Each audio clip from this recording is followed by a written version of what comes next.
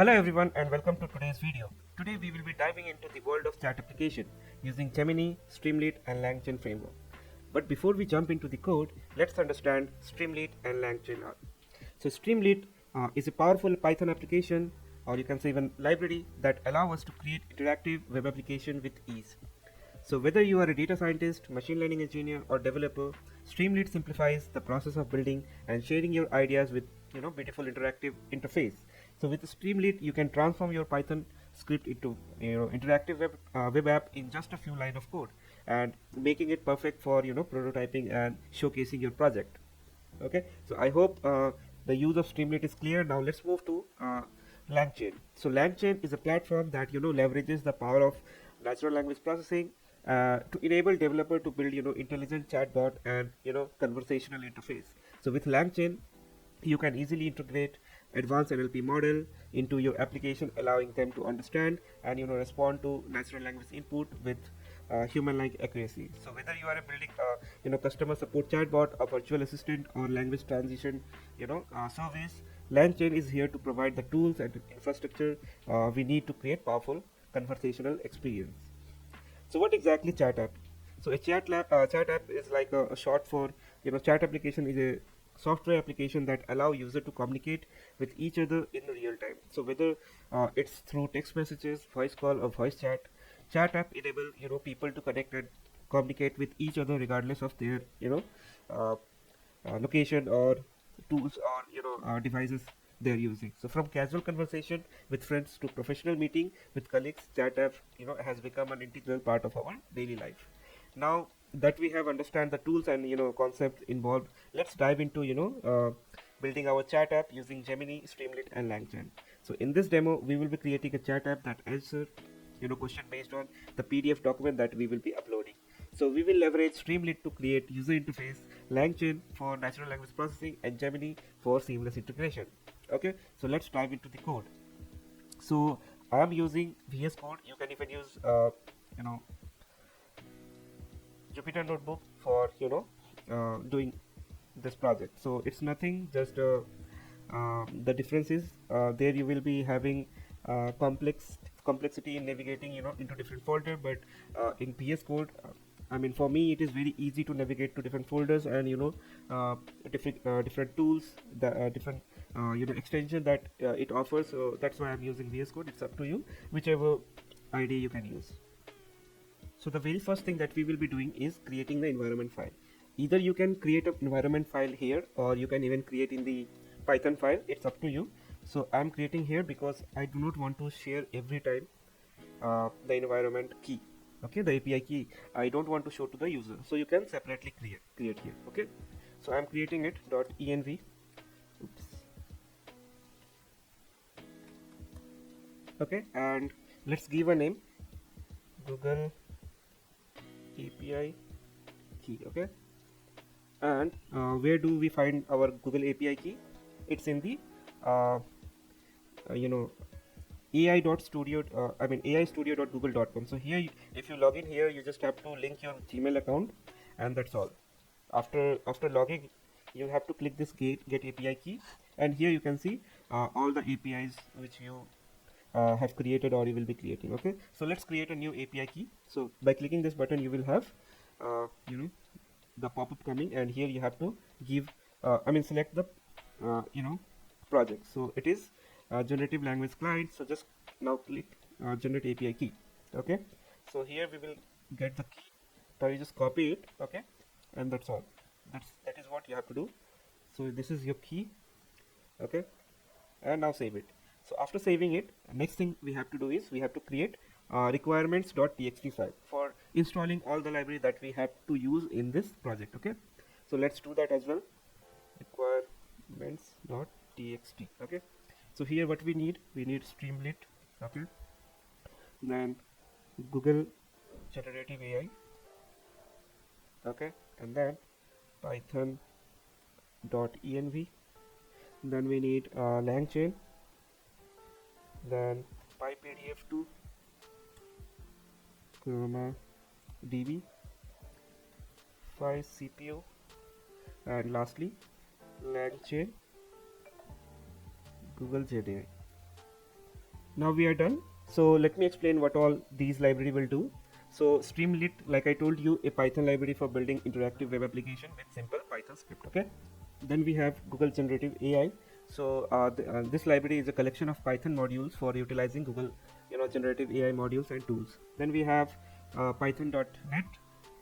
So a Python library for managing, environment variable from .env file in local deployment. Okay. Then we have LangChain again. So it's a Python library for, development of language processing capabilities. So for that we are using LangChain. Then we have PyPDF2. So it's a Python library for working with PDF file, allowing, manipulations, merging, splitting, and more. Then we have ChromaDB. So it's a you can even say it helps us in accessing, or interacting with Chrome browser local database. Okay. Then we have 5 CPUs. So 5 CPU is like a efficient similarity search and clustering of, dense vector using Facebook Files library. Okay. And this since we are running locally, so that's why I am using CPU version. Then lastly we have LangChain Google Gemini. So it's a combination of LangChain and GenAI that is provided by Google, possibly, helpful in integrating language processing with Google Generative AI models. Okay, so let's save it. Now let's create the virtual environment. So you have to click terminal, and okay, so terminal and then new terminal. Okay, here. So you can see that we have opened the new terminal, and what we have to do is we need to create a virtual environment. Why virtual environment? Because I don't want my base environment to get affected. Okay, and so the best practice is to create a new environment and then do all the experimentation there. Okay, so for that reason we are creating a new virtual environment. So let's use conda create command to create the virtual environment, and then after that we will be installing all those libraries. Okay, so let's do that. So conda create pvnv, and then we need to use Python version 3.10, because all the support for these library are, if it is less than 3.9 it will won't support. So that's why we are using Python 3.10, because there will be no conflict related issues. So that's why 3.10. Okay, and let's pass y argument, because it will ask you whether to go ahead or not. So that's why you can pass -y and it will get installed, and you can see here a folder has been created. So that means that it has been successfully created. Okay, now what we need to do is we need to activate this conda environment. Okay, for that what we have to write, conda activate venv slash. Okay, and you are done. Oh, so that is happening because we need to restart the terminal. Okay, so let's create a new terminal. Now let's write conda activate venv slash. Okay, so you can see it is activated. Now what we have to do is we have to install all these libraries. So for that pip install r, so you are giving reading access, so requirements .txt. Okay, now it will install all the necessary libraries. Okay, so until then what we can do is we can create a new Python file. Let's give a name app.py. Okay, so let it get installed. So until then we can start working on all the necessary libraries that we will be using for it. Okay, so for first will be Streamlit.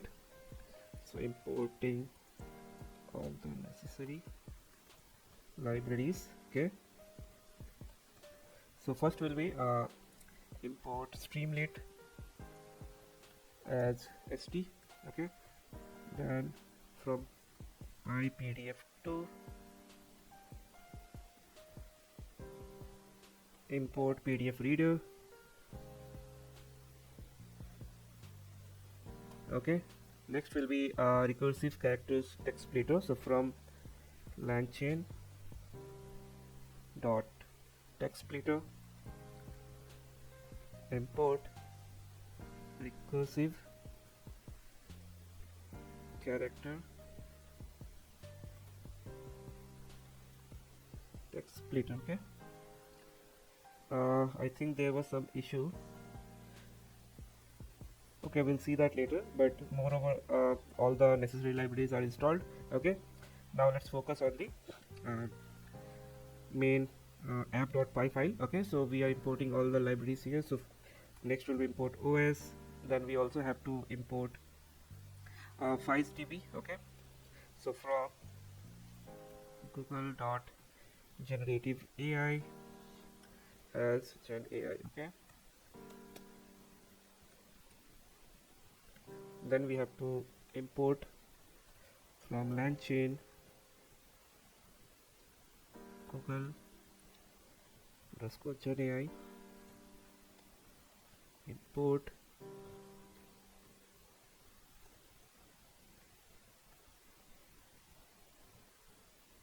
embeddings. Okay, and after that we need to install import FileDB. Okay, so from LangChain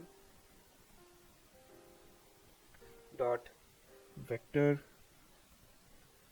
stores import files. Okay, and after that from LangChain dot chains question answering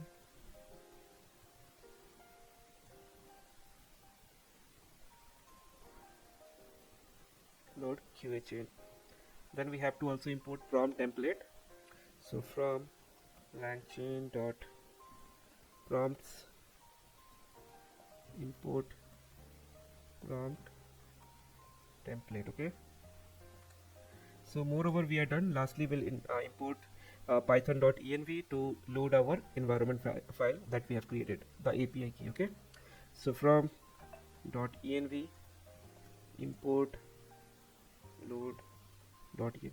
Okay, so moreover we are done, and later on if anything is necessary we'll import that later on. Okay, now very first thing that we will be doing is we will be importing our API key. Okay, so load the API key. So load dot environment file os dot get env, or we can even do this way. So genai dot configure, and here we have to pass API key equal to os dot get env, and here you can pass the name of the variable which was Google API key. Okay, so you can see, so the loading part is done. Okay, now next thing we will be doing is let's create a function that will help us read the PDF text. Okay, so creating a function for reading PDF file. Okay, so def read PDF. Okay, here we will pass the PDF. So text equal to, and for PDF in PDF, let's name it file. Okay, so then what we have to do is let's store the PDF into a variable. Okay, so PDF read equal to, yeah, call this function, and here we have to pass our file. Okay, then we have to append it. So for page in PDF read dot pages append into text variable. Okay, page dot extract text.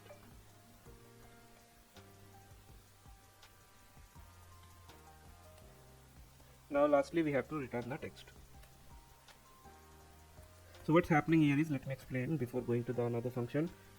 So it takes a list of PDF documents, okay, as input, and return the concatenated text extracted from all the PDF pages. Okay, so it iterates through each PDF document in the input list and read each pages using PDF reader function from by PDF to library, and it extracts the text from each pages and append it to text variable, and finally it return the combined text from all pages for all the input PDF documents. Okay, now let's create another function.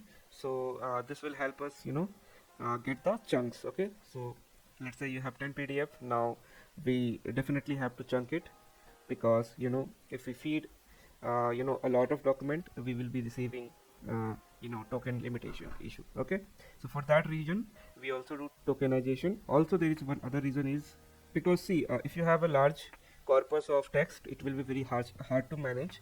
And let's say if you have smaller segment of original document, it will be very easy, as well as very easy in processing and doing analysis. Okay, that's the reason of splitting. Let's do that. So text, okay, document chunking. Okay, so def get chunks. Okay, and here we will be passing text. Now text split equal to, we will be using this particular function. Okay, and here we have to pass the chunk size. Let's say I want to do for 10,000. Okay, now we have to do overlapping. Okay, chunk overlap, so that it knows what the context is. Okay, so chunk overlap equal to 1000 text.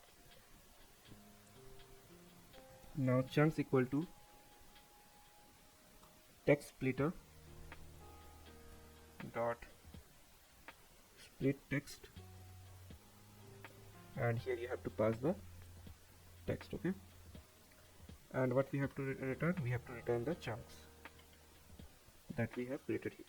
So basically this function divide a large text into smaller, or you can say more manageable chunk, and it will utilize text splitter object from from the library to configure the parameters like chunk size or chunk overlap to determine the size of each chunk and the overlapping between them.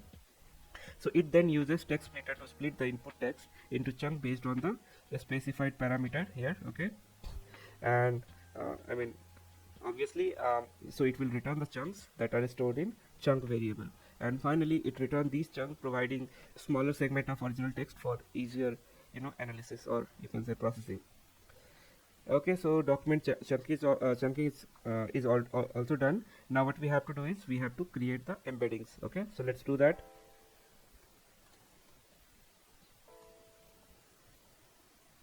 Create embedding store. Okay, so let's create a function.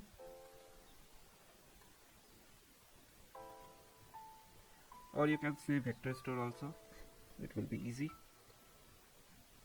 Okay, so the very first thing that we have to do is we have to call the generative AI embeddings. Okay, this will help us get the embedding for the given text. Okay, so here what we have to define is we have to define the model,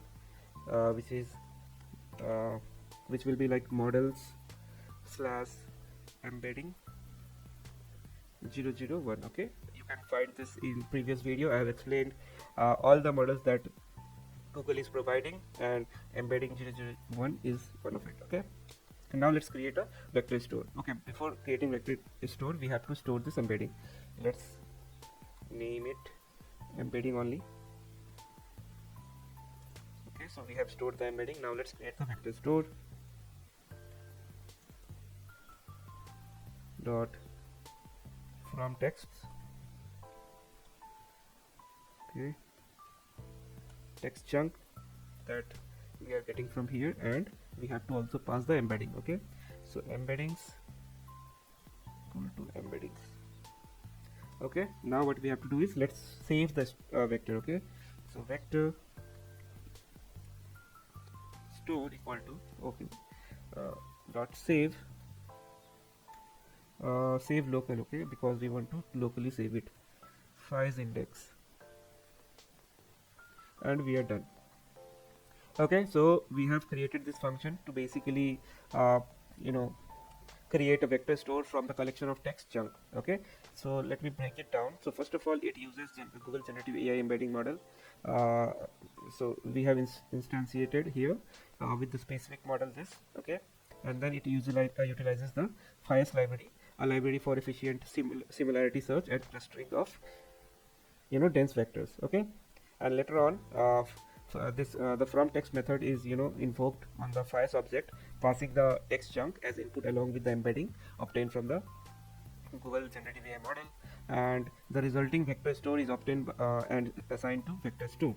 Okay, and then finally we are calling save local method to save it locally with the name FIAS index. So in summary, this function takes the chunks, generate embedding, and construct a vector store, and then save it to locally. Okay, and this vector store could then be used for efficient similarity search, or you can say even clustering of the text chunk based on other semantic on the semantic similarities. Okay, so this is done. Now what we have to do is let's create a function which will help us like creating a conversational chain. Okay, so let's do that.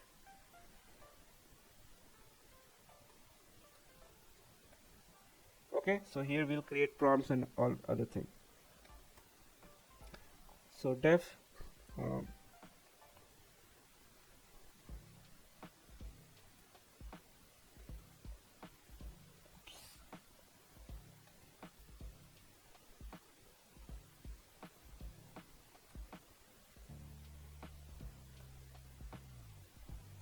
okay, here we have to pass nothing because we will be just calling inside.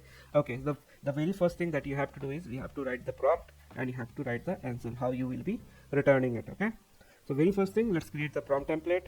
So prompt template equal to multi-line comment. Okay, now inside it, uh, let's write the template, okay, for the prompt, how you should be taking care of all the prompts. So I assuming that whoever is watching already went through prompt template tutorials and all that, maybe not, or so basically so what is the best practice here is, let's give a role so that it will be very efficient. So giving a role, we have seen a lot of time that it perform better if we do not give role as compared to that. So let's give a role and then let's write the prompt. So I am giving your role is to be meticulous researcher, okay, and answer the questions using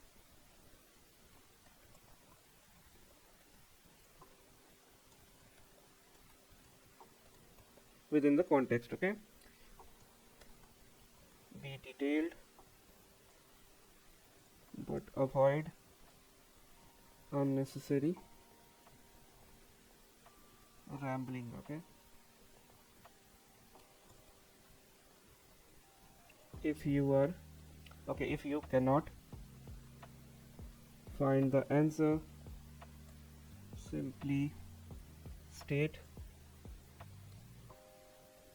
answer is not available. Okay, so you have to restrict it also, otherwise it will go use its own brain. Okay, so you have to restrict it because you are creating customized application. Okay, so this is how you restrict in the context. Okay, so I hope this is prominently good. I mean, it will be able to answer it correctly. Okay, so this is done. Now let's provide question and context. Okay, so in the next line you have to write context,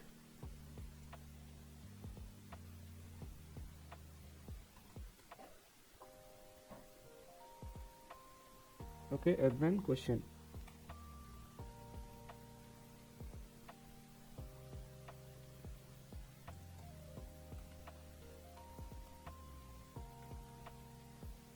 And then let's write the answer.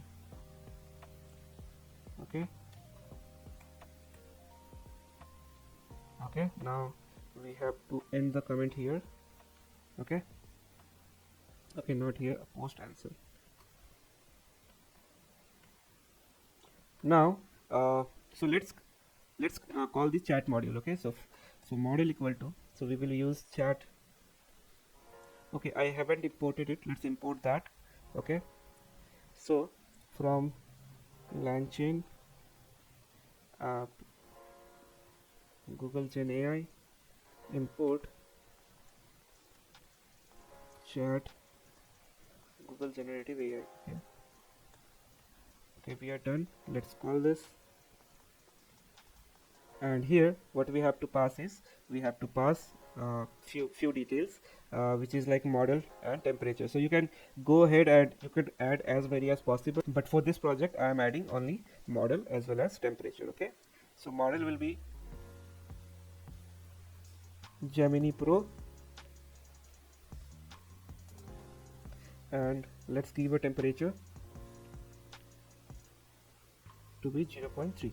Okay, now let's call the prompt template and pass all the detail that we have created here. Okay, so prompt equal to prompt template. Here it takes the very first thing is template. Okay, template equal to prompt template that we have created.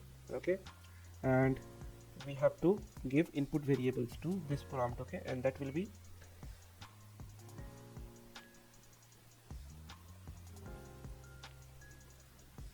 two things, that is context and question. Okay,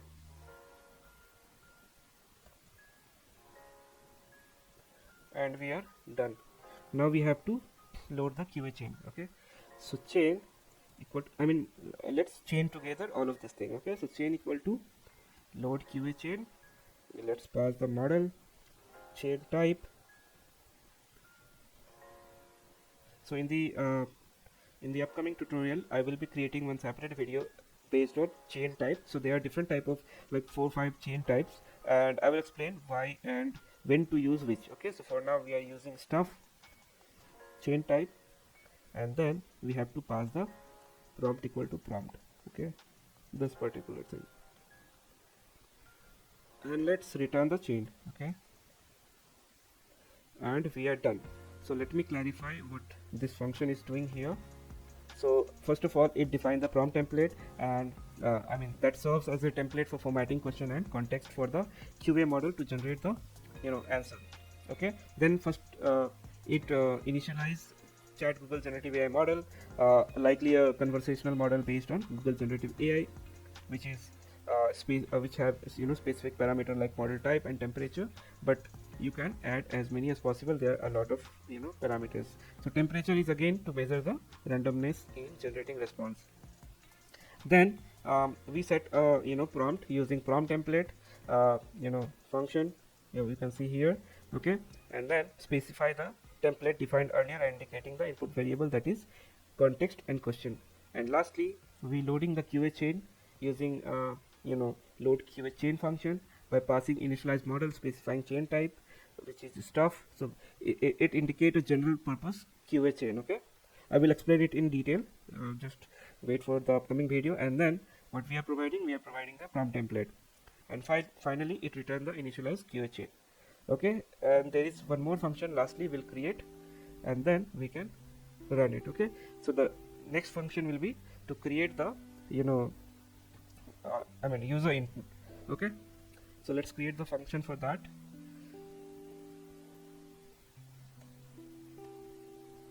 Processing user input. Okay, so def user input user query. Okay,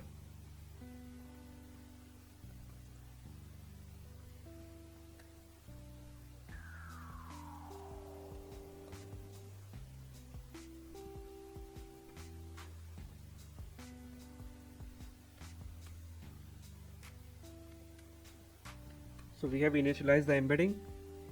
Now we have to load our embedding that we have stored. Okay, so for this particular embedding that we have stored, we have to load it because now user have a query. Okay, so new let's say name it load vector db equal to files dot load local files index comma embedding. Okay,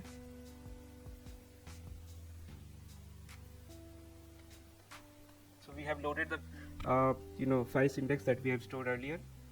Now the next thing we have to do is we have to do the similarity search based on the database and the user query.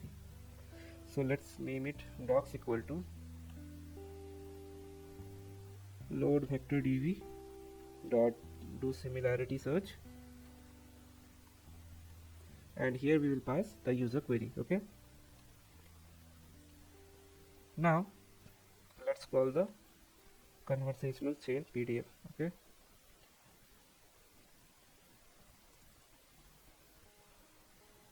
now we have to prepare the response. So let's prepare the response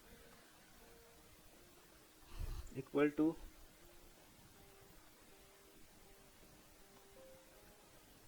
so we have to pass the input document here in the dictionary, input documents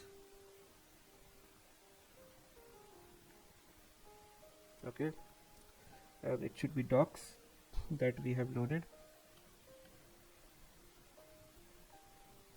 So we are extract. So basically, we are extract. So the extracted similarity search that we have here in the docs, we are pre-processing that. Okay, based on the question. So question, which is our user query. Okay, and then what we want is we want to return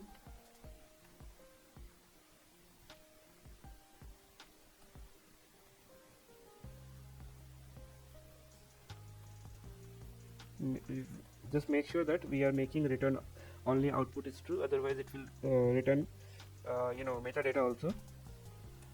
So for that reason, so print response and then st.write. So basically this is like a streamlit method. Okay, so we are saying just write uh, response, or you can say even AI. Okay, AI response, which is response, sorry, output text. Okay, so it is stored in output text.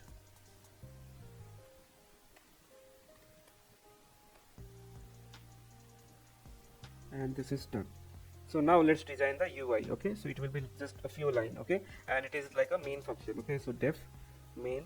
Okay, so here we will be designing our UI with the help of Streamlit. Okay, and that's the only function which is left. Okay, so the very first thing that we will be doing is set page config. Okay, so on the UI, what you want to see at first. Okay, so set page config, and you have to name it. Okay, so I am naming it as PDF chat app. Okay, now let's give a header. So st.header chat with your PDF files using Google Gemini Pro. Okay, so we have given the header also. So let's ask the user what is the question you have. Okay, so user query equal to st dot, so text input is like a input field where the user will be passing the question. Okay, text input ask question for the PDF file. Okay, now we have our user query also ready. Okay, so if user query user input user query. Okay, after that let's create a sidebar just like this. Okay, so it will have the name of the page here, so that it will be name of the page and then upload button, everything will be on the left side. Okay, so for that reason we are creating that. You can even create in the middle, but it's up to you. So with st dot sidebar st dot title, let's say name it menu,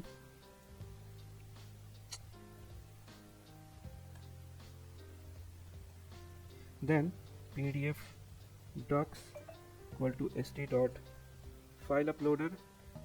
So it's a function in the Streamlit which help us in uploading files. Okay, so upload your PDF files and click submit. So here also you can pass few arguments. For example, if you want to receive multiple files, if you want to receive single file, that you can also pass. So let's give it. Okay, so I want to accept multiple files. Okay, accept multiple files equal to true. That's all. Okay, now if st dot button is clicked, then with st dot spinner, we have to mention that it is processing, okay, so that user get to know okay something is happening. Then we have our raw text, which is get PDF, yeah, this function get PDF, and here we have to pass the PDF docs, okay. Then I think you already imagine what will be next. It will be getting the chunks, okay, text chunks. So let's call that function,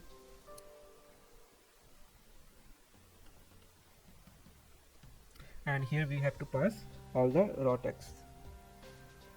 Then next thing will be get the vector store, okay, get vector store, so that it will get stored. And here we have to pass the chunks that we have received from the above function. One st dot success saying processing done, okay. So that's all we have to do. Now let's call it, okay. If name equal to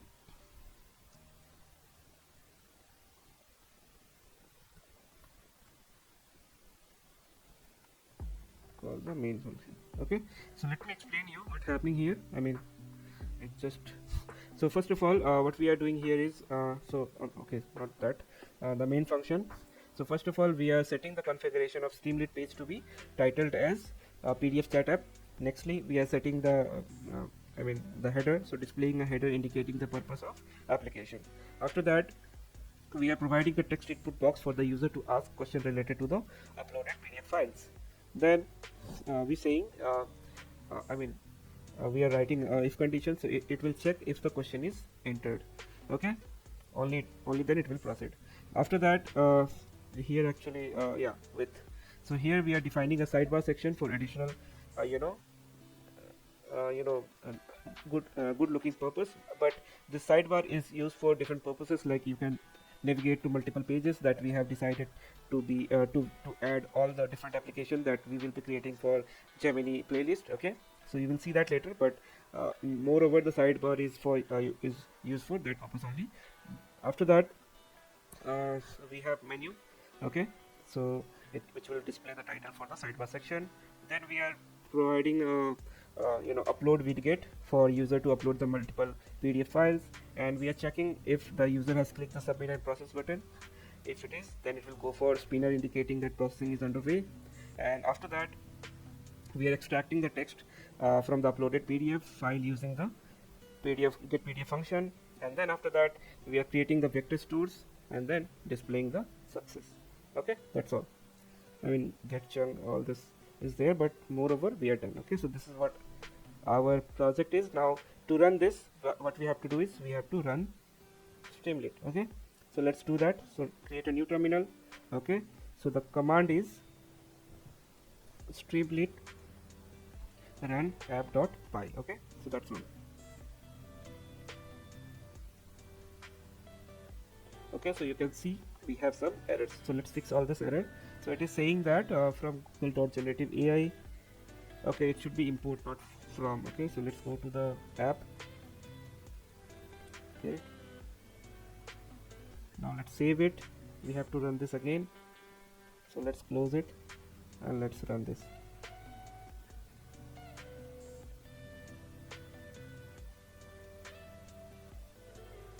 So you can see we have our sidebar where you will be uploading the files, and on the right side you can ask question based on the PDF that you will be uploading, okay. So I have some PDF related to nutrition or health lifestyle, so let's upload that and let's ask the questions, okay.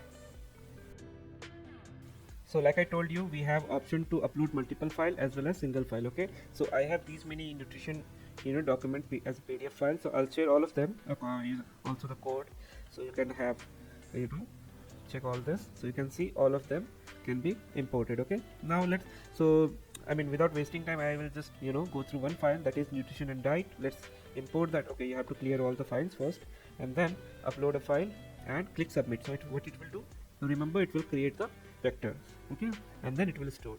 So you can see the location of the file.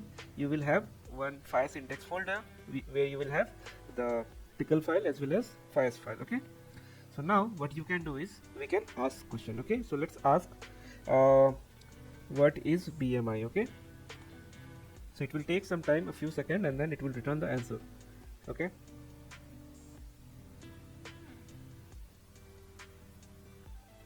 so it is in the backend it is doing similarity search and bringing the right information. So you can see that AI response, body mass index is calculated using weight and height in the calculator on the right corner of the chart in appendix A. So if you go to the PDF file,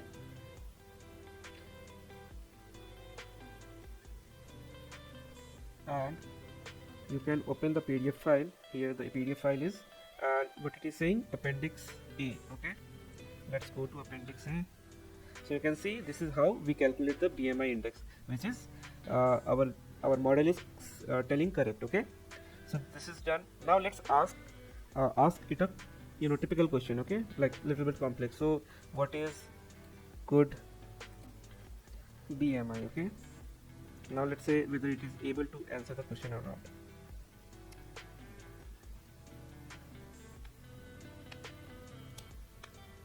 So it is saying that the normal BMI is between 18.5 and 25, although up to 28 is acceptable for a person over age 50. Okay, so this is what it is saying, that this should be in between this for a age over 50. Okay, so I think now you know how to create this type of app using Gemini API. Okay, and you can try out different thing, you can try out different PDF. Okay, and and this is how we gonna use the API to solve our day-to-day problem. Okay, now what you able to do is you can upload a data or you can say a research paper, and you can even ask question based on that and it will answer you. Okay, like for example, give me a summary of this research paper, or for example give me summary of the PDF of the file, let's say, whether it is able to answer or not. So it will give you summary like that. Okay, so this type of thing you can easily do with Gemini API, and the model is currently up day-to-day upgrading, so it will be very good in coming days. Okay, so you can see that it is talking about some comprehensive guide to nutrition and diet, guide to touch upon eating, obesity, daily energy. So you can see, right, I mean, how easily it has explained us the summary of that given PDF. Okay, and you can even try out with different PDF whether it is answering good or not. So do comment whether it is any useful for you, as well as whether it is answering good or not. If it is not answering efficiently, you can play with temperature. Okay, and there is other different type of argument also, so you can play with it, and by doing so you will get to know how to make our model more efficient, and so that it can answer you accurately. Okay, so I hope you guys have liked this video. So please do subscribe, like, and if you have any problem in configuring anything, you can just drop a comment. I will respond ASAP. Okay, so thank you guys, see you in the next video.